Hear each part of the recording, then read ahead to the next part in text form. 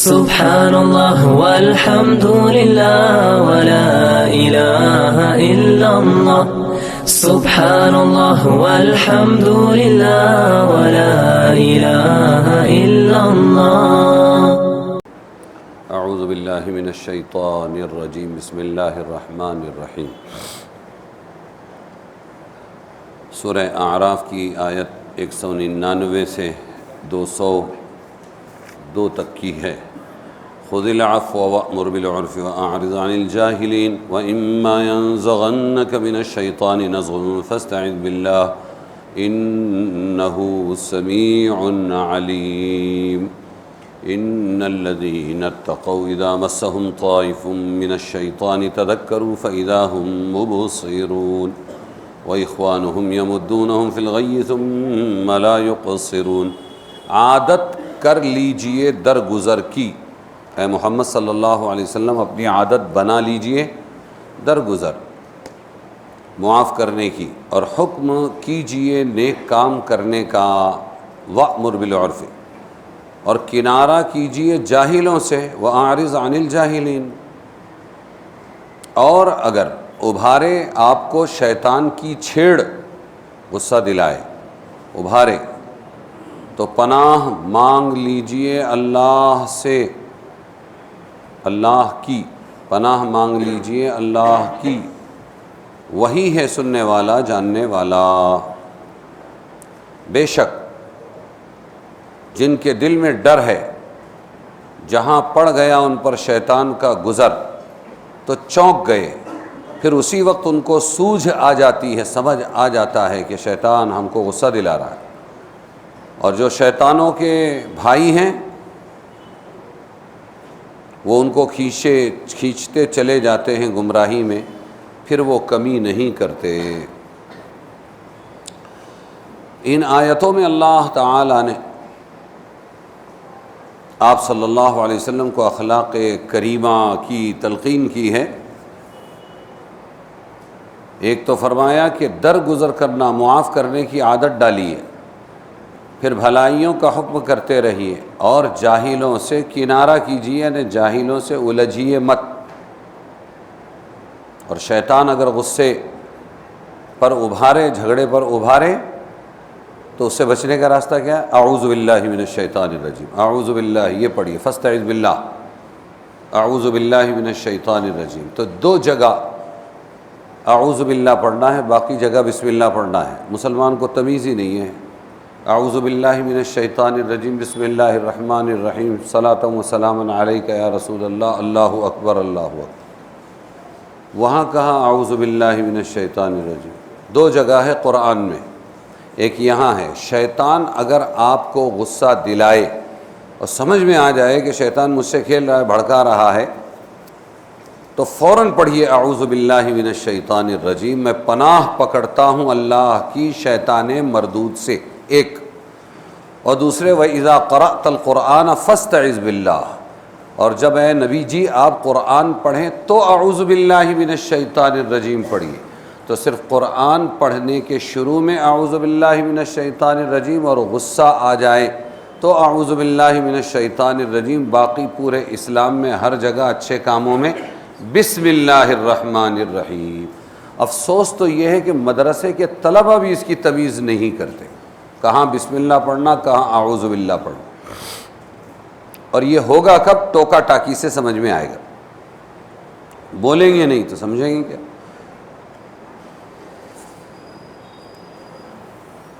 تو یہ اللہ کے نبی صلی اللہ علیہ وسلم کو اخلاق فاضلہ کا ایک جامع ہدایت نامہ دیا ہے، اونچے اخلاق کا ہدایت نامہ. 3 چیزیں ہیں اس میں. خذ العفو 1، وَأْمُرْ بِالْعُرْفِ 2، وَأَعْرِضْ عَنِ الْجَاهِلِينَ 3. یہ 3 کا مجموعہ مل کر اخلاق کی بہترین سند بنتی ہے، جس کی تلقین حضرت محمد مصطفیٰ صلی اللہ علیہ وسلم کو کی گئی ہے.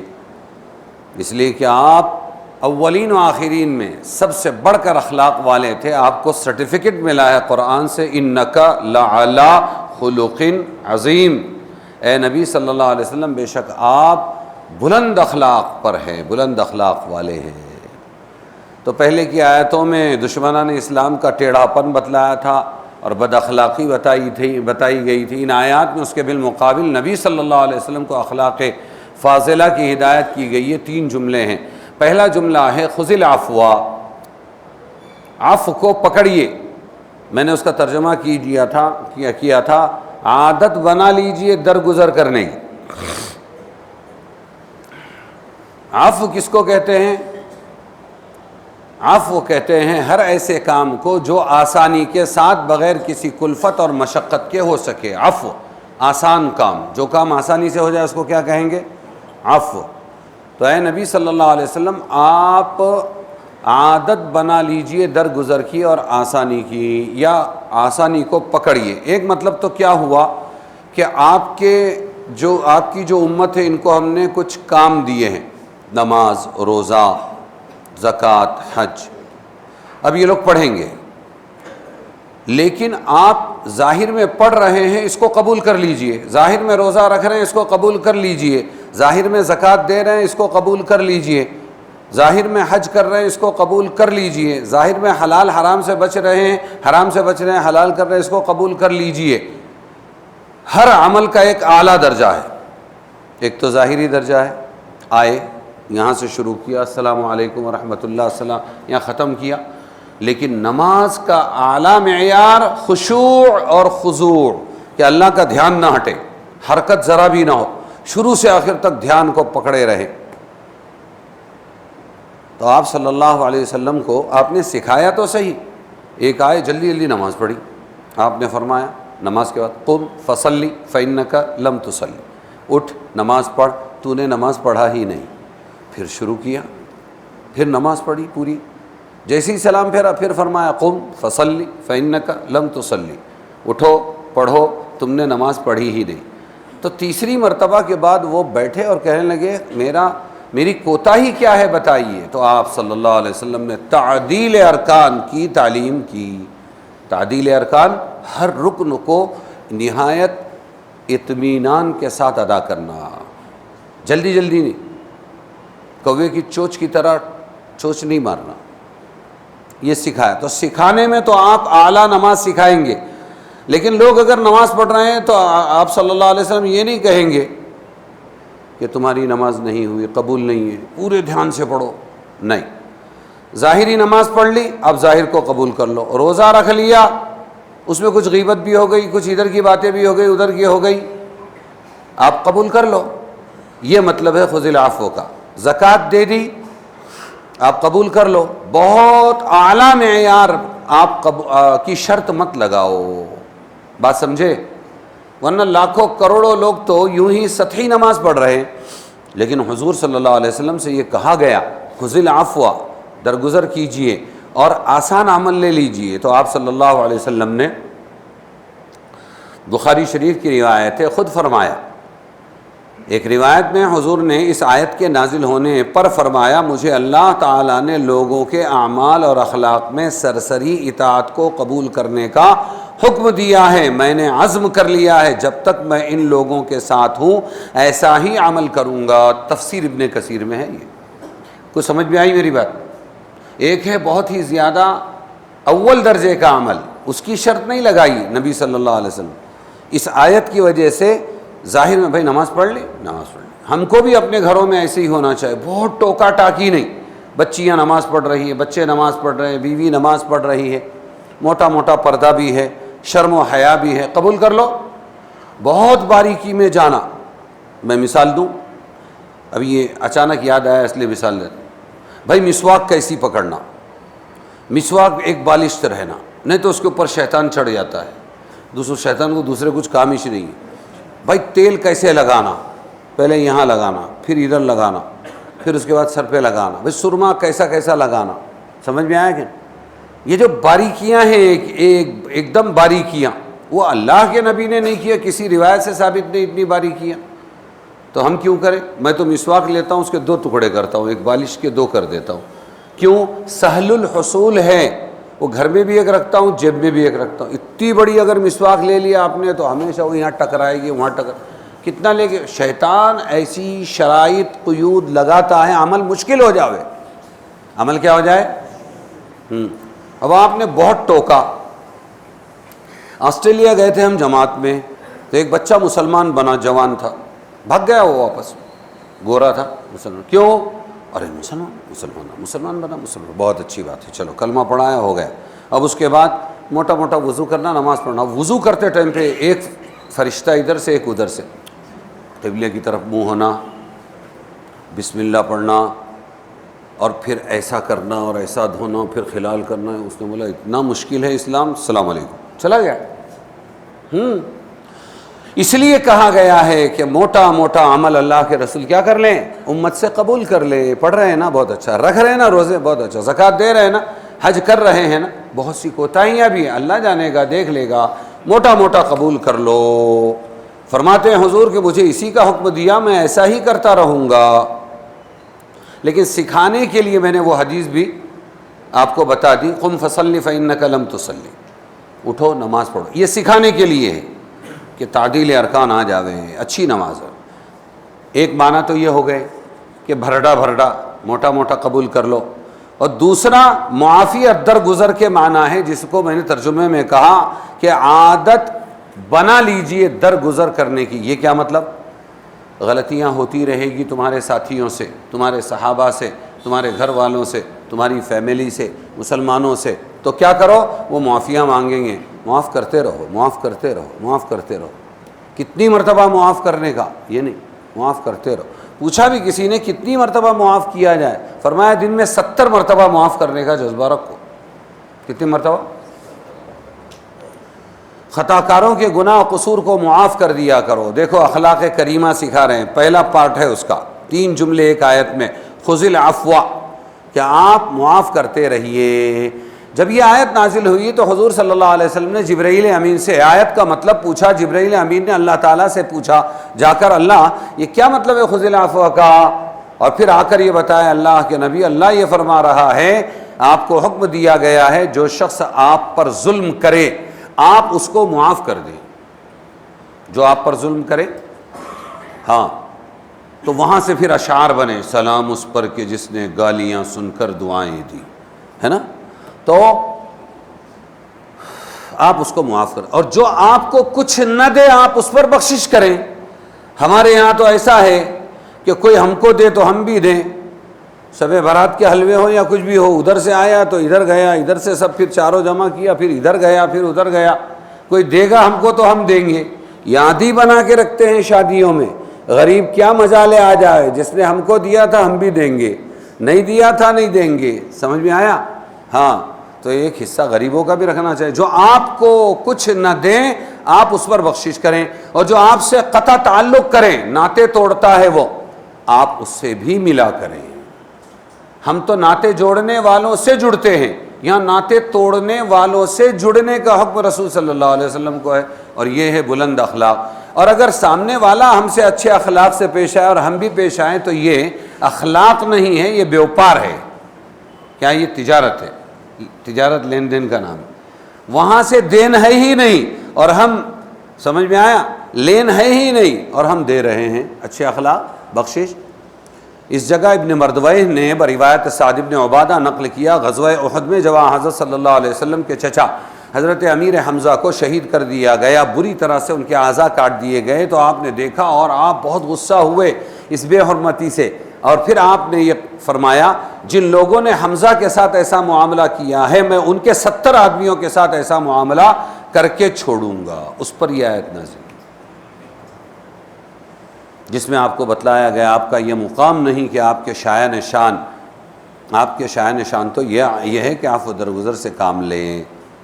علی مرتضیٰ رضی اللہ عنہ نے فرمایا کہ رسول اللہ صلی اللہ علیہ وسلم نے مجھ سے فرمایا تم کو اولین اور آخرین کے اخلاق سے بہتر اخلاق کی تعلیم دیتا ہوں، وہ یہ ہے کہ جو شخص تم کو محروم کرے تم اس پر بخشش کرو، جو تم پر ظلم کرے تم اس کو معاف کر دو، جو تم سے تعلق توڑے، ناتا توڑے، تم اس سے ملا کرو۔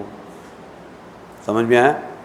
جو تم کو فرما، جو تم کو محروم کرے تم اس پر بخشش کرو۔ اور جو تم پر ظلم کرے اس کو معاف کرو، اور جو تم سے تعلق کو توڑے، رشتہ داروں میں تعلق بہت توڑتے ہیں باہر والے بھی، لیکن رشتہ دار بہت توڑتے ہیں، تو تم ان سے بھی ملا کرو، السلام علیکم، کیسے پھپھی، کیسے خالہ، کیسے ہے نانی، کیسے ہے بھائی، اچھے ہیں، ٹھیک ہے، ایسے ہی چلتے چلتے آ گیا تھا، مل لیا، چلے واپس، کوئی لینا دینا نہیں کچھ۔ سمجھ میں آیا؟ جب مکہ فتح ہو کر آپ کے جانی دشمن آپ کے قبضے میں آئے تو آپ نے سب کو آزاد کر کے فرما دیا کہ تمہارے مظالم کا بدلہ لینا تو کیا، ہم تمہیں پچھلے معاملات پر بھی ملامت نہیں کرتے۔ اور دنیا ایسوں کے قدموں میں آتی ہے۔ ابھی حال میں جو مثال سامنے آئی وہ ہے افغانستان، 20 سال جنہوں نے جینا حرام کیا، اجاڑ دیا، تباہ کیا، برباد کیا، ہم کسی سے بدلہ نہیں لیں گے، جاؤ تم، ہوا کہ نہیں ہوا؟ تو اللہ ایسوں کو نوازتے ہیں۔ جیت آخر میں اخلاق کی ہوتی ہے۔ ایک جملہ تو یہ ہوا، دوسرا جملہ ہوا وَأْمُرْ بِالْعُرْفِ، عرف کہتے ہیں اچھے کام کو، مطلب یہ ہے کہ جو لوگ آپ کے ساتھ برائی اور ظلم سے پیش آئیں، آپ ان سے انتقام نہ لیں بلکہ معاف کر دیں، مگر ساتھ ہی ان کو نیک کام کی ہدایت بھی کرتے رہیں۔ لو گویا بدی کا بدلہ، نیکی سے ظلم کا بدلہ صرف انصاف ہی سے نہیں بلکہ آگے بڑھ کر اچھے بھلائیوں کا حکم کر کر، اچھے کاموں کا حکم کر، احسان، ان پر کیا کریں؟ احسان۔ تیسرا جملہ ہے اعرض عن الجاہلین۔ یہ کیا ہے کہ جب آپ اچھا کرو گے نا تو کچھ مستی خوروں کو مستی چڑھے گی، وہ بجائے اس کے کہ آپ کا اکرام کریں، آپ کا احسان مانیں، وہ اور زیادہ ستانے کی کوشش کریں گے اور آپ کو بزدل سمجھیں گے۔ کیا سمجھیں گے؟ آپ کو بزدل سمجھیں گے، پھر آپ کے بارے میں باتیں کریں گے، پھر اور آنکھیں دکھائیں گے احسان ماننے کے بجائے۔ اس کے لیے تیسرا جملہ ہے اعرض عن الجاہلین، کہ آپ ایسے جاہلوں سے کنارہ کریں، ان کے ساتھ الجھ کے آپ انتقامی کارروائی نہ کریں، چھوڑ دو ان کو، ان کے برتن میں وہی ہے، آپ کے برتن میں یہ ہے۔ سمجھ میں آیا؟ اور اگر آپ ان کو بھلائیوں کا حکم نہ کریں پھر بھی تو یہ آپ کی رسالت کے خلاف ہے۔ حضرت فاروق اعظم عمر رضی اللہ عنہ کا زمانہ تھا۔ عیینہ ابن حصن ایک بدبخت آدمی تھا، آیا مکہ مکرمہ میں اپنے بھتیجے حر ابن قیس کے پاس اور کہا کہ تیرا بہت اچھا تعلق ہے تو ان کی مجلس شورا میں میری عمر سے ملاقات کرا دے، بھرے ہوئے رہتے ہیں اندر۔ انہوں نے ملاقات کرا دی کہ میرے چچا ہیں، آپ سے ملاقات چاہتے ہیں۔ حضرت عمر نے بلایا تو اس نے بہت بد کلامی کی عمر رضی اللہ عنہ کے ساتھ، اور بہت زیادہ ان کی توہین کی، اور ناحق تھا۔ تو حضرت عمر نے چاہا کہ انتقام لے، تو حر ابن قیس بھتیجے فوراً آگے آئے اور انہوں نے یہ کہا خذ العفو وأمر بالعرف واعرض عن الجاہلین، یہی آیت پڑھی، خذ العفو، درگزر کیجئے، وأمر بالعرف، بھلائی کا حکم کیجئے، واعرض عن الجاہلین، جاہلوں سے کنارہ کشی کیجئے۔ یہ شخص بھی جاہلین میں سے ہے۔ جیسے ہی یہ آیت سنی حضرت عمر کا غصہ رفع ہو گیا، دور ہو گیا، اور وہ بالکل خاموش ہو گئے، کوئی انتقامی کارروائی نہیں کی۔ حضرت عمر رضی اللہ عنہ کی ایک خصوصی صفت تھی، اور وہ یہ تھی کان وقافا عند کتاب اللہ عز وجل، کان وقافا، جہاں قرآن کی آیت آ جاتی سامنے کوئی پیش کرتا تو حجت نہیں کرتے تھے، خاموش ہو جاتے تھے، مان لیتے تھے۔ حضرت عمر بہت غصے والے تھے، بات بات پہ تلوار سونتتے تھے، لیکن قرآن کی آیت کسی نے پیش کر دی۔ ایک مرتبہ حضرت عمر نے زور سے فرمایا سب کے سامنے، یعنی یہ بہت زیادہ مہر باندھنا بند کرو، بہت زیادہ مہر باندھنا بند کرو۔ تو ایک عورت کھڑی ہوئی، مجمع میں ہوگی، نماز بھی پڑھتی تھی عورتیں، تو کھڑی ہوئی اور کہنے لگی عمر تم کو کیوں تکلیف ہو رہی ہے، جب اللہ کہہ رہا ہے کہ تم سونے چاندی کا ایک ڈھیر بھی دے سکتے ہو کسی عورت کو، اور خلا کے وقت میں وہ واپس لو، یہ اچھی بات نہیں ہے۔ تو اللہ تو سونے چاندی کے ڈھیر دینے کی بات کر رہا ہے، قرآن میں ہے، اور تم یہ کہتے ہو کہ زیادہ مہر نہیں باندھنا چاہیے۔ حضرت عمر نے اعلان کیا، عورت نے صحیح مسئلہ بتایا، مرد خطا کر گیا۔ عورت نے اس کا مسئلہ صحیح ہے جو بول رہی ہے، میں اپنے الفاظ واپس لیتا ہوں۔ یہ صفت جس میں پیدا ہو گئی وہ بہت بڑا انسان ہے، کہ قرآن کے آگے کیا چلائیں گے ہم اپنی؟ مکارم اخلاق کی جامع آیت ہے یہ، سمجھ میں آیا؟ اور خلاصہ یہ بتایا علماء نے، دو لوگ ہوتے ہیں، ایک ہوتا ہے اچھا احسان کرنے والا، تو اس آیت میں بتلایا گیا کہ جو اچھائیاں کرے، اور دوسرے ہوتے ہیں بدکار ظالم، دونوں کے ساتھ اخلاق کریمانہ برتنے کی ہدایت ہے کہ اچھا کام جو کرے ان کی نیکیوں کو قبول کر لو، جیسی ہے ویسی نیکی قبول کر لو، اور جو برے ہو تو پھر کیا کرو کہ ان سے درگزر کرو، ان کے ساتھ جہالت پر مت اترو۔ اب جب یہ ایک معاملہ ہوگا تو اگلی آیت میں شیطان اگر آپ کو ابھارے، وَإِمَّا يَنزَغَنَّكَ مِنَ الشَّيْطَانِ، شیطان ابھارے گا، لڑائی جھگڑے میں غصہ دلائے گا، جب عزت پامال ہوگی تو بہت زیادہ جوش آئے گا، تو پھر ایسے ٹائم پہ کیا کریں؟ وہ بھی قرآن نے بتایا، فَاسْتَعِذْ بِاللَّهِ فَوْرًا أَعُوذُ بِاللَّهِ مِنَ الشَّيْطَانِ الرَّجِيمِ پڑھو، کیا پڑھو؟ میں پناہ پکڑتا ہوں، بولو پناہ پکڑ، ترجمہ بولو مجھے اردو کا، میں پناہ پکڑتا ہوں، بولو اللہ، نہیں میں یہ سننا چاہتا ہوں، اللہ کے بعد سے ہے یا کی ہے، آپ مجھے وہ سنائیے، بہت بڑا مسئلہ ہے۔ عام طور پہ بولتے ہیں میں پناہ پکڑتا ہوں اللہ سے، اور ترجمہ معارف القرآن میں بھی سے لکھا ہوا ہے، ہو سکتا ہے کاتب کی غلطی ہو، وہ ترجمہ مولانا اشرف علی تھانوی کا ہے، معمولی نہیں ہے، لیکن لکھا ہے سے، میں نے آج اس کی تصحیح کی۔ اب میں آپ کے سامنے ترجمہ کرتا ہوں اعوذ باللہ من الشیطان الرجیم کا، تو آپ سنیے، اگر میں سے بولتا ہوں تو صحیح ہوگا یا غلط؟ میں پناہ پکڑتا ہوں باللہ اللہ سے، من الشیطان الرجیم شیطان مردود سے، صحیح ہوگا یا غلط؟ تو جہاں تک میری تحقیق ہے، جس کی ہم پناہ پکڑتے ہیں وہاں کی لگے گا، اور جس مردود یا جس خراب چیز سے ہم پناہ چاہتے ہیں وہاں سے لگے گا۔ اب ترجمہ دیکھو، میں اللہ کی پناہ پکڑتا ہوں، اعوذ باللہ، کس کی پناہ پکڑتا ہوں؟ کس سے پکڑتے ہیں بھائی؟ کون تم کو ستا رہا ہے؟ من الشیطان الرجیم، شیطان مردود سے۔ آپ سمجھ میں آیا آپ کے؟ ہاں، تو اللہ کی پناہ پکڑنا ہے، اچھے کی پناہ پکڑنا ہے، کی برے سے، بات سمجھ میں آئی؟ ہاں، یہ فرق نہیں ہے لوگوں کو بہت معلوم، بہت سے لوگوں کو نہیں معلوم ہے۔ تو کہہ رہے ہیں کہ فوراً اگر آپ کو غصہ آیا ہے، اندر کچھ انتقامی کارروائی تیار ہو رہی ہے، تو کیا کیجئے؟ شیطان مردود سے آپ پناہ پکڑیے اللہ کی، فاستعذ باللہ من الشیطان الرجیم۔ سمجھ میں آیا؟ تو کیا ہو جائے گا؟ آپ صلی اللہ علیہ وسلم کے سامنے دو لوگ لڑ رہے تھے، تو غصے میں تھے، آپ نے فرمایا میں ایک ایسا کلمہ جانتا ہوں، اگر یہ شخص وہ کلمہ کہہ لے تو اس کا سارا غصہ جاتا رہے۔ پھر آپ نے پڑھ کے بتایا وہ ہے اعوذ باللہ من الشیطان الرجیم۔ جیسے ہی اس نے پڑھا وہ سارا غصہ ٹھنڈا ہو گیا۔ سمجھ میں آیا؟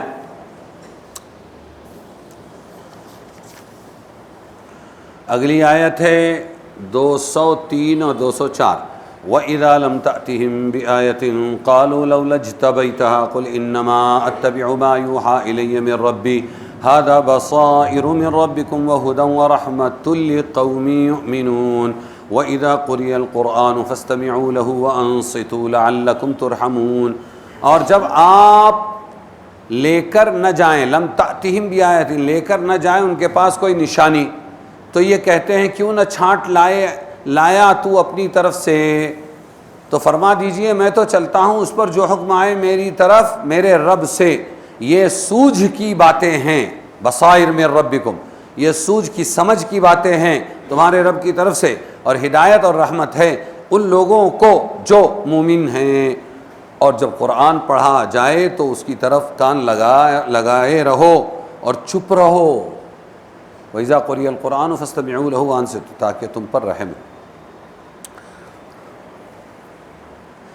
رسول اللہ صلی اللہ علیہ وسلم کے بے شمار معجزات سامنے آنے کے باوجود مخالفین اپنی ضد اور ہٹ دھرمی سے اپنی طرف سے متعین کر کے نئے نئے معجزات دکھلانے کا مطالبہ کرتے رہتے تھے، جس کا ذکر اسی صورت میں پہلے بھی آ چکا ہے۔ پہلی آیت میں ارشاد فرمایا جب آپ ان لوگوں کا متعین کیا ہوا کوئی خاص معجزہ نہیں دکھلاتے، محمد ایسا کر دو، محمد ویسا کر دو، جب آپ نہیں دکھلاتے تو یہ آپ کی رسالت کا انکار کرنے کے لیے کہتے ہیں کہ آپ نے فلاں معجزہ کیوں نہیں دکھلایا؟ تو آپ ان کو یہ جواب دیجئے میرا کام باختیار خود اپنی طرف سے معجزات دکھلانا نہیں، بلکہ میرا اصلی کام یہ ہے کہ میں ان احکام کا اتباع کروں جو مجھ پر میرے رب کی طرف سے بذریعہ وحی بھیجے جاتے ہیں، جن میں تبلیغ بھی شامل ہیں۔ اس لیے میں اپنے اصلی کام میں مشغول ہوں، اور رسالت کے لیے وہ دوسرے معجزات بھی کافی ہیں جو تم سب لوگوں کی آنکھوں کے سامنے آ چکے ہیں۔ ان کے دیکھنے کے بعد کسی خاص معجزے کا مطالبہ یہ ایک معاندانہ یعنی دشمنی والا مطالبہ ہے جو قابل التفات نہیں۔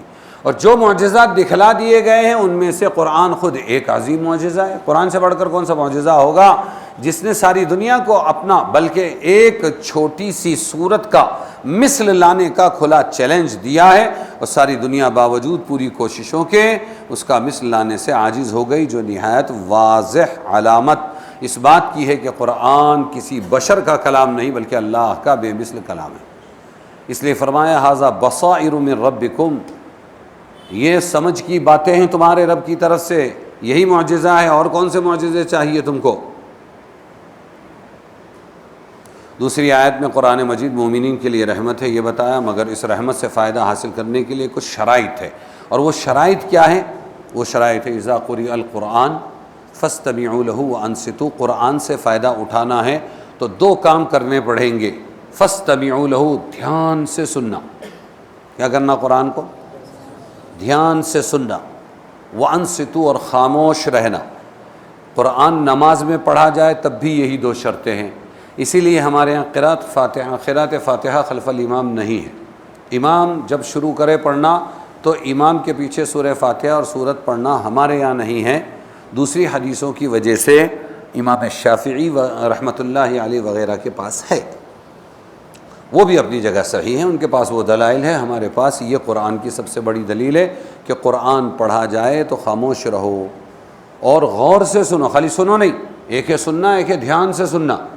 اچھا، خطبے میں قرآن پڑھا جائے تب بھی دھیان سے سنو، بیانوں میں قرآن پڑھا جائے تب بھی دھیان سے سنو، خالی نماز میں دھیان سے سنو ایسا نہیں ہے۔ سمجھ میں آیا نہیں ہے؟ تو جب ایسا کرو گے تو پھر اللہ تمہیں عمل کی توفیق دیں گے، لعلکم ترحمون۔ اس کے بالمقابل یہ خود ظاہر ہے کہ اگر کسی نے اس کی خلاف ورزی کر کے قرآن کی بے حرمتی کی تو وہ رحمت کے بجائے قہر و غضب کا مستحق ہوگا۔ سمجھے کہ نہیں؟ جی، اب اس کے بعد یہ ہے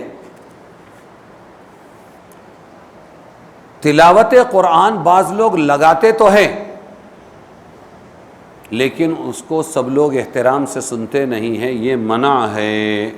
مثال کے طور پر ریڈیو میں قرآن کی آیت لگا دی اور پورے گھر میں کوئی سو رہا ہے، کوئی پاخانہ گیا ہوا ہے، کوئی برتن مانجھ رہی ہے، کوئی کھانا پکا رہی ہے، سب اپنے اپنے کاموں میں ہیں، اور قرآن کی آیتیں زور زور سے چاہے ٹیپ ریکارڈ میں یا ریڈیو میں پڑھی جا رہی ہو، یہ بے حرمتی ہے۔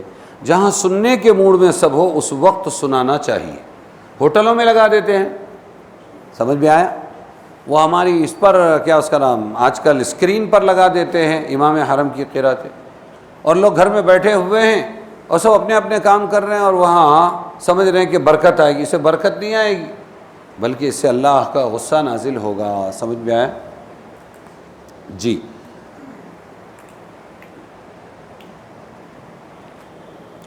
اور قرآن کو پڑھنا کیسے ہے کہ قرآن کو ایسی آواز سے پڑھے کہ لوگوں کو تکلیف نہ ہو، نیند خراب نہ ہو۔ بات سمجھ میں آئی کہ نہیں؟ آپ صلی اللہ قرآن زور سے بھی پڑھ سکتے ہیں لیکن نمازیں خراب نہ ہو، گھر والوں کی نیند خراب نہ ہو۔ جماعت میں ہے، ایک آدمی زور سے تلاوت کر رہا ہے، وہ لوگوں کے سونے کا ٹائم ہے، غلط ہے۔ گھر کے اندر بھی یہی حال ہے۔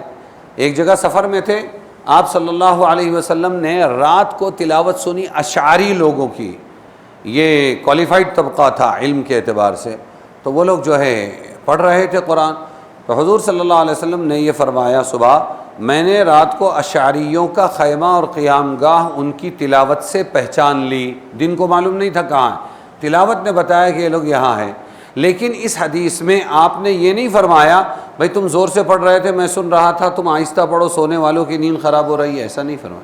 یہ بھی نہیں فرمایا سونے والوں وہ پڑھ رہے تم اٹھ کے کیوں نہیں بیٹھے، یہ بھی نہیں فرمایا۔ حضرت ابو بکر ایک بار رات میں نکلے حضور صلی اللہ علیہ وسلم، تو ابو بکر رضی اللہ عنہ تلاوت فرما رہے تھے، حضرت عمر کے پاس سے گزرے وہ بھی تلاوت، یہ آہستہ وہ زور سے، ہر ایک کی اپنی آئیڈیالوجی ہے۔ حضور صلی اللہ علیہ وسلم نے کسی کو غلط نہیں کہا، یوں فرمایا ابو بکر تھوڑا زور سے پڑھو، عمر تھوڑا آہستہ پڑھو۔ نگرانی، عمل کی نگرانی کیا ہے؟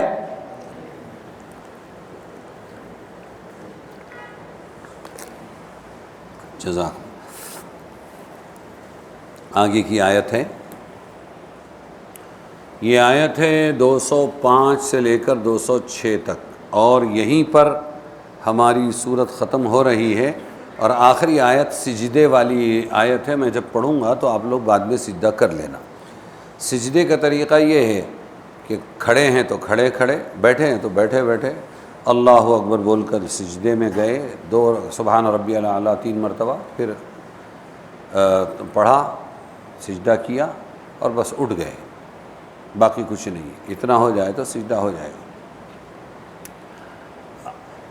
وَاذْكُرْ رَبَّكَ فِي نَفْسِكَ تَضَرُّعًا وَخِيفَةً وَدُونَ الْجَهْرِ مِنَ الْقَوْلِ بِالْغُدُوِّ وَالْآصَالِ وَلَا تَكُن مِّنَ الْغَافِلِينَ إِنَّ الَّذِينَ عِندَ رَبِّكَ لَا يَسْتَكْبِرُونَ عَنْ عِبَادَتِهِ وَيُسَبِّحُونَهُ وَلَهُ يَسْجُدُونَ۔ یہ سجدے کی آیت، یہ پہلا سجدہ ہے قرآن پاک کا 9ویں پارے کے سورہ اعراف کے اخیر کے اندر۔ اور یاد کرتے رہیے محمد صلی اللہ علیہ وسلم اپنے رب کو اپنے دل میں گڑ گڑاتا ہوا۔ یاد کیسے کرنا ہے؟ گڑ گڑاتے ہوئے اور ڈرتے ہوئے، اور ایسی آواز سے جو کہ پکار کے کر بولنے سے کم ہو، ایسی آواز سے جو پکار کر بولنے سے، چلانے سے کم ہو، صبح کے وقت اور شام کے وقت۔ اور مت رہیے بے خبر، بے شک جو تیرے رب کے نزدیک ہیں وہ تکبر نہیں کرتے فرشتے اس کی بندگی سے، اور یاد کرتے ہیں اس کی پاک ذات کو اور اسی کو سجدہ کرتے ہیں۔ جب ہم یہ سنتے ہیں تو ہم بھی ان کی طرح سجدہ کرتے ہیں۔ اگر ہم سجدہ نہ کریں، جیسے ایک مرتبہ ایک سجدے کی آیت سنی، سب مسلمان سجدے میں گئے، تو اس زمانے کا کافر مشرک تھا، وہ سب کے ساتھ تھا، اس نے دیکھا کہ یہ سب سجدے میں گئے، اس نے اٹھایا ایسی مٹی اپنے ماتھے کو لگایا اور بولا میرے لیے یہ کافی ہے۔ کیا بولا؟ تو تکبر نہیں کرتے۔ ان 2 آیتوں میں جمہور کے نزدیک مطلق ذکر اللہ کا حکم اس کے آداب کا بیان ہے، جس میں تلاوت قرآن بھی شامل ہے۔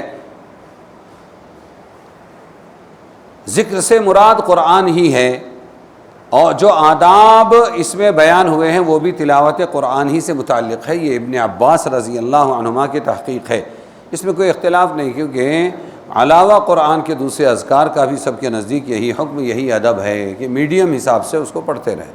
خلاصہ یہ کہ انسان کو اللہ کی یاد اس اور ذکر کا حکم، اور اس کے ساتھ اس کے اوقات اور آداب کا بیان ہے۔ اس میں ذکر خفی اور ذکر جہر کے احکام، زور سے ذکر کرنا اور آہستہ ذکر کرنا ہے نا، کچھ لوگ زور سے کرتے ہیں، کچھ لوگ آہستہ کرتے ہیں۔ پہلا ادب ذکر کے آہستہ یا بلندی سے کرنے کے متعلق، اس کے بارے میں قرآن میں ہے۔ ذکر خفی کے بارے میں فرمایا وَاذْكُرْ رَبَّكَ فِي نَفْسِكَ، اپنے رب کو اپنے دل میں یاد کرو۔ تو یہ ہوا ذکر خفی۔ اس کی بھی 2 صورتیں ہیں دل میں یاد کرنے کی، ذکر کرنے کی۔ ایک یہ کہ بغیر زبان کی حرکت کے صرف دل میں دھیان اور خیال، بغیر زبان ہلائے صرف دل میں دھیان اور خیال اللہ کی ذات و صفات کا رکھے، جس کو ذکر قلبی یا فکر سوچنا کہتے ہیں۔ دوسرے یہ کہ اس کے ساتھ زبان سے بھی آہستہ آہستہ آواز میں اسماء الہیہ کے حروف ادا کرے۔ اسماء الہیہ 99 نام، جی۔ سب سے افضل اور بہتر صورت یہی ہے کہ جو ذکر کر رہا ہے اس کے مفہوم کو سمجھ کر دل میں بھی اس کا پورا استحضار دھیان ہو، اور زبان سے بھی ادا کرے، کیونکہ اس صورت میں قلب کے ساتھ زبان بھی ذکر میں شریک ہو جاتی ہے، سمجھے؟ اور اگر صرف دل ہی دل میں دھیان اور تفکر میں مشغول رہے، اور اگر ذکر میں صرف دل میں دھیان ہو اور فکر میں مشغول رہے اللہ کی صفات کی، زبان سے کوئی حرف ادا نہ کرے، وہ بھی بڑا ثواب ہے۔ اور سب سے کم درجہ اس کا یہ ہے کہ صرف زبان پر ذکر ہو اور قلب اس سے خالی ہو اور غافل ہو، یہ کم درجہ ہے۔ لیکن خالی زبانی ذکر بھی چل جائے گا، اس کو منع نہیں کیا ہے انہوں نے۔ مولانا رومی نے کہا بر زبان تسبیح و در دل گاؤ خر، این چنی تسبیح کے دارد اثر۔ یہ بہتر تو نہیں ہے کہ زبان سے ذکر کر رہا ہے اور دل غائب ہے، لیکن یہ بھی کسی درجے میں چل جائے گا کہ کم سے کم جسم کا ایک پارٹ تو ذکر میں لگا ہوا ہے۔ بعض جگہ وعیدیں بھی ہیں کہ بے فکری والا ذکر زبان سے اگر کرے گا تو اس سے غفلت آئے گی۔ بعض لوگ ایسے ہیں خالی تسبیح گھماتے گر گر گر گر گر گر گر گر اور مشورے میں بیٹھ کے۔ بھائی آپ مشورے میں اپنا دماغ حاضر رکھیں گے تو مشورہ دیں گے، سنیں گے نا، وہ ایک عادت ہوتی ہے، بالکل غلط ہے، وہ نہیں کرنا چاہیے، مذاق ہے۔ تو بزرگی ایسی چھائی ہے دماغوں پر، کوئی ٹوکنے کو تیار نہیں۔ مولانا یونس صاحب ٹوک دیتے، تسبیح رکھ دو، متوجہ رہو مشورے میں، جسم حاضر دماغ غائب۔ اس میں یہ بھی بتایا دون الجہر من القول، اچھا آواز سے کرو ٹھیک ہے، دل کا کرو آواز سے۔ آواز کتنی ہونی چاہیے؟ دون الجہر من القول، یعنی زور کی آواز کی نسبت کم آواز کے ساتھ، یعنی ذکر اللہ میں مشغول ہونے والے کو یہ بھی اختیار ہے آواز سے ذکر کرے، مگر اس کا ادب یہ ہے کہ بہت زور سے چیخ کر نہ کرے، متوسط آواز کے ساتھ کرے جس میں ادب و احترام ملحوظ ہوں۔ بہت زور سے ذکر و تلاوت کرنا اس کی علامت ہے کہ مخاطب کا ادب و احترام اس کے دل میں نہیں ہے۔ جس ہستی کا ادب و احترام اور رعب انسان کے دل میں ہوتا ہے اس کے سامنے طبعی طور پر انسان بہت بلند آواز سے نہیں بول سکتا۔ اس لیے عام ذکر اللہ ہو یا تلاوت قرآن جب آواز سے پڑھا جائے تو اس کی رعایت رکھنا چاہیے کہ ضرورت سے زائد آواز بلند نہ ہو۔ خلاصہ یہ کہ اس آیت سے ذکر اللہ اور تلاوت قرآن کے 3 طریقے ہم معلوم ہوئے۔ ایک یہ کہ صرف ذکر قلبی یعنی معانی قرآن اور معانی ذکر کے تصور اور تفکر فکر پر اکتفا کرے، زبان کو بالکل حرکت نہ دے۔ ایک دوسرے یہ کہ اس کے ساتھ زبان کو بھی حرکت دے مگر آواز بلند نہ ہو، سبحان اللہ الحمدللہ سبحان اللہ الحمدللہ لا الہ الا اللہ۔ دوسرے یہ ہے، اچھا یہ ہو گیا آواز بلند نہ ہو جس کو دوسرے آدمی سن سکے، یہ بتایا۔ یہ بھی دوسرا آدمی نہ سن سکے، یہ کیا ہے؟ یہ صرف خود سن سکے، یہ ہے آہستہ۔ یہ دونوں طریقے ذکر کے ارشاد میں شامل ہے، وَاذْكُرْ رَبَّكَ فِي نَفْسِكَ۔ اور تیسرا طریقہ یہ کہ استحضار قلب، دل بھی حاضر ہے، جب سبحان اللہ بول رہا ہے تو اللہ پاک ہے، الحمدللہ بول رہا ہے تمام تعریف اللہ کے، دل بھی حاضر ہے، اور دھیان کے ساتھ زبان کی حرکت بھی ہو، دل بھی حاضر اور زبان بھی ہل رہی ہے اور آواز بھی ہے، مگر اس طریقے کے لیے یہ ادب ہے کہ آواز کو زیادہ بلند نہ کرے، درمیانی حد سے نہ بڑھے۔ قرآن میں ہے وَدُونَ الْجَهْرِ مِنَ الْقَوْلِ، جس کا ترجمہ میں نے کیا کہا تھا؟ جس کا ترجمہ ابھی کیا کیا تھا؟ دون الجہر من القول کا ترجمہ کیا کیا تھا؟ اور ایسی آواز سے جو کہ پکار کر بولنے سے کم ہو۔ او بھائی صاحب ذرا سنو نا، یہ ہے پکار۔ لائٹ بند کرو لائٹ بند کرو، یہ ہے پکار۔ ذرا پنکھا چالو کرو پنکھا چالو کرو، یہ ہے پکار۔ سمجھ میں آیا؟ اس سے کم درجہ، لیکن دوسرے سن رہے ہیں۔ سمجھ میں آیا؟ تو زور سے بھی ذکر کرتے ہیں۔ اب بعض لوگ ہیں وہ 13 تسبیح بھی پڑھتے ہیں، ہمارے بزرگ لوگ لا الہ الا اللہ یہاں سے شروع کرتے ہیں اور یہاں لا کے اس کی نفی کرتے ہیں۔ تو یہ ڈاکٹروں کے علاج کی طرح ان اللہ کے ولیوں کا ایک علاج ہے، علاج کا طریقہ ہے۔ سمجھ میں آیا؟ یہ رسول اللہ صلی اللہ علیہ وسلم سے اس طرح کرنا ثابت نہیں ہے، لیکن جو رسول اللہ صلی اللہ علیہ وسلم سے ثابت نہ ہو آپ اس کو بالکل حرام بول کے بند بھی مت کرو۔ جب تک کہ تمہارا دل چالو نہ ہو جائے، اللہ کا دھیان نہ جم جائے، اس وقت تک اگر کوئی پریکٹس ڈاکٹر لگاتا ہے تو آپ اس کو تسلیم کرتے ہو۔ تو یہ اللہ والے خانقاہ والے اگر تم کو کچھ ذکر کی پریکٹس کراتے ہیں تو ہمیشہ مت کرو، کم سے کم تم دل کو حاضر کرنے تک، اللہ کے ذکر کی عادت پڑھنے تک اس کو کر لو، یوں سمجھ کے کہ یہ ان کا طریقہ ہے علاج کا، اس میں بھی فائدہ ہے۔ بات سمجھے کہ نہیں سمجھے؟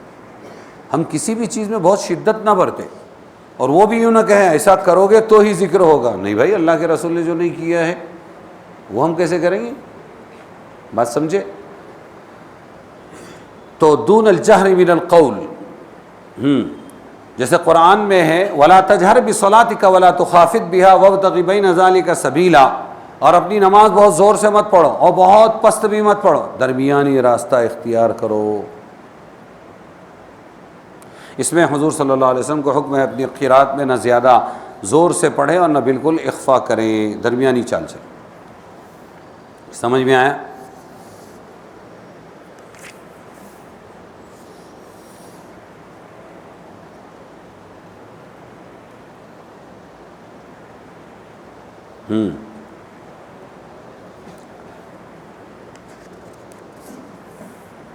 وَلَا تَكُن مِّنَ الْغَافِلِينَ، اپنے رب کو آہستہ اور تضرع گڑ گڑانے کے ساتھ یاد کیجئے، یہ بتایا گیا ہے یہاں پر. صبح شام کم سے کم ذکر ہو اور باقی دن بھر میں اللہ کا ذکر چلتے پھرتے کرتے رہیں. حضرت عائشہ رضی اللہ عنہ فرماتی ہے رسول اللہ صلی اللہ علیہ وسلم ہر وقت ہر حال میں اللہ کی یاد میں مشغول رہتے تھے، اور فرمایا وَلَا تَكُن مِّنَ الْغَافِلِينَ، اللہ کی یاد کو چھوڑ کر غفلت والوں میں شامل نہ ہو جانا کہ یہ بہت بڑا خسارہ ہے. مومن کو غافل نہیں ہونا چاہیے. پھر یہ بتایا کہ جو اللہ کے پاس ہے وہ تکبر نہیں کرتے، وہ سجدہ کرتے ہیں، اور سجدہ علامت ہے تواضع کی. اس سے یہ بھی معلوم ہوا جن لوگوں کو دائمی عبادت یاد خدا کی توفیق ہوتی ہے وہ اس کی علامت یہ ہے کہ وہ ہر وقت اللہ کے پاس ہے، اللہ تعالیٰ کی معیت ان کو حاصل ہے، معیت ساتھ. یہاں عبادت نماز میں سے صرف سجدے کا ذکر کیا ہے کہ تمام ارکان نماز میں سجدے کو خاص فضیلت حاصل ہے. سب سے پیارا بندہ اللہ کو اس وقت لگتا ہے جب وہ سجدے میں ہوتا ہے. حضرت ثوبان رضی اللہ عنہ نے حضور سے پوچھا مجھے کوئی ایسا عمل، ایک شخص نے حضرت ثوبان سے پوچھا مجھے کوئی ایسا عمل بتلائیے میں جنت میں جا سکوں. 3 مرتبہ پوچھا، خاموش رہے. تو پھر انہوں نے کہا کہ یہی سوال میں نے رسول اللہ صلی اللہ علیہ وسلم سے کیا تھا، کوئی عمل بتاؤ جس سے جنت میں جا سکو. آپ نے فرمایا کثرت سجدہ کیا کرو، سجدے بہت کثرت سے کرو، کیونکہ جب تم ایک سجدہ کرتے ہو تو اس کی وجہ سے اللہ تمہارا ایک درجہ بڑھا دیتے ہیں، گناہ معاف کر دیتے ہیں. یہ شخص کہتے ہیں ثوبان کے بعد میں ابو درداء رضی اللہ عنہ کے پاس گیا تو ان سے بھی یہی سوال کیا، انہوں نے بھی یہی جواب دیا، سجدہ کیا کرو. اور صحیح مسلم میں بروایت حضرت ابو ہریرہ منقول ہے کہ رسول اللہ صلی اللہ علیہ وسلم نے فرمایا بندہ اپنے رب کے ساتھ سب سے زیادہ قریب اس وقت ہوتا ہے جب کہ بندہ سجدے میں ہو، اس لیے تم سجدے کی حالت میں خوب دعا کیا کرو کہ اس کے قبول ہونے کی بڑی امید ہے. اب سجدے میں جا کر دعا کرنا، یاد رہے کہ تنہا سجدے کی کوئی عبادت معروف نہیں ہے. خالی سجدہ کرنا ہمارے یہاں کوئی عبادت نہیں ہے. پھر ہمارے یہاں نماز میں سجدہ ہے، سجدہ یعنی شکرانے کی نماز، سمجھ میں آئے، توبہ کی نماز، حاجت کی نماز، یہ تو ہے، اور اس میں سجدہ ہے. پھر سجدے کی اہمیت تو یاد رہے کہ تنہا سجدے کی کوئی عبادت معروف نہیں. اس لیے امام اعظم ابو حنیفہ کے نزدیک کثرت سجود، تم سجدے بہت کرو، یہ جو حضور نے فرمایا اس سے مراد کثرت سے نوافل پڑھا کریں تو نفل میں سجدہ آ جائے گا. سمجھ میں آیا؟ جتنی نفلیں زیادہ ہوگی سجدے زیادہ ہوں گے. یہ بات سمجھ میں آ گئی؟ خالی سجدہ نہیں. لیکن بعض لوگ خالی سجدہ کرتے ہیں جہاں دل محبت سے اور تشکر سے بھرا کہ وہ فوراً اللہ اکبر بول کر سجدے میں گر گئے، خوشخبری سنی کہ سجدے میں گر گئے. سمجھ میں آیا کہ نہیں؟ تو پھر اگر کوئی اکیلا سجدہ ہی کرتا ہے تو اس کا کیا حکم ہے، جائز ہے کہ ناجائز ہے؟ لیکن اگر کوئی شخص تنہا سجدہ ہی کر کے دعا کر لے تو اس میں بھی کوئی مذائقہ نہیں ہے، ناجائز حرام نہیں بولیں گے اس کو. اور سجدے میں دعا کرنے کی ہدایت نفلی نمازوں کے لیے مخصوص ہے. اب یہ الگ بات ہے. تو اکیلا سجدہ بھی کوئی کر لے تو اس کو ٹوکا ٹاکی نہیں کرنا چاہیے. سمجھ میں آیا؟ اصل تو یہ ہے کہ نفلوں میں سجدہ کرنا چاہیے. اب ایک دوسری بات، یہ جو نفلوں میں سجدہ کرنا ہے اور سجدے میں دعائیں ہیں بہت ساری، یہ سبحان ربی الاعلیٰ کے علاوہ بہت سی دعائیں ہیں، وہ دعائیں سجدے میں جا کر کرنے کو بہت اچھا لگتا ہے، تو وہ جائز ہے کہ ہاں جائز ہے، لیکن یہ نفلی نمازوں میں جائز ہے، فرض میں نہیں ہے۔ سمجھ میں آیا؟ ہاں، جو سجدے میں دعا کرنے کی ہدایت نفلی نمازوں کے لیے مخصوص ہے، فرائض میں نہیں۔ پھر بھی اگر کوئی فرائض میں اس لیے بھی نہیں کہ تم دعائیں شروع کرو گے، پیچھے لوگ مقتدی، عورتیں رہتی تھی اور رہتی بھی ابھی بھی عالم میں ہیں، یہاں نہیں ہے، اسی طرح بیمار، اسی طرح بوڑھے، اسی طرح بچے، اسی طرح مسافر، تم تو دعا میں لگ گئے لیکن وہ بیچارے پریشان ہو جائیں گے، اس لیے آپ کو کرنے کی اجازت ہے، آپ نفلوں میں خوب کریں۔ اور میں یہ کہتا ہوں اگر کوئی انفرادی فرض پڑھ رہا ہے، کیا پڑھ رہا ہے؟ وہ چاہے قضا پڑھ رہا ہو، کسی وجہ سے جماعت میں نہیں جا سکتا ہو اور انفرادی نماز پڑھ رہا ہے، اور پھر اس کے دل میں آیا کہ میں انفرادی فرض میں بھی سجدے میں دعا کروں، تو اس کی گنجائش ہے، کیونکہ اس کا تعلق کسی اور سے نہیں، ایسا نہیں ہے کہ حرام ہے۔ جی، سورہ اعراف ختم ہوئی، اس کی آخری آیت سجدہ ہے، صحیح مسلم میں بروایت حضرت ابو ہریرہ منقول ہے کہ جب کوئی آدم کا بیٹا کوئی آیت سجدہ پڑھتا ہے اور پھر سجدہ تلاوت کرتا ہے تو شیطان روتا ہوا بھاگتا ہے۔ آپ سوچیں گے نا سجدہ کرنے سے کیا ملے گا، وہ بتا رہا ہوں، یہ سجدہ کیوں کرتے ہیں؟ تو شیطان روتا ہوا بھاگتا ہے اور کہتا ہے ہائے افسوس، انسان کو سجدہ کرنے کا حکم ملا اور اس نے تعمیل کر لی تو اس کا ٹھکانہ جنت ہوا، اور مجھے سجدے کا حکم ہوا، میں نے نافرمانی کی تو میرا ٹھکانہ جہنم ہوا۔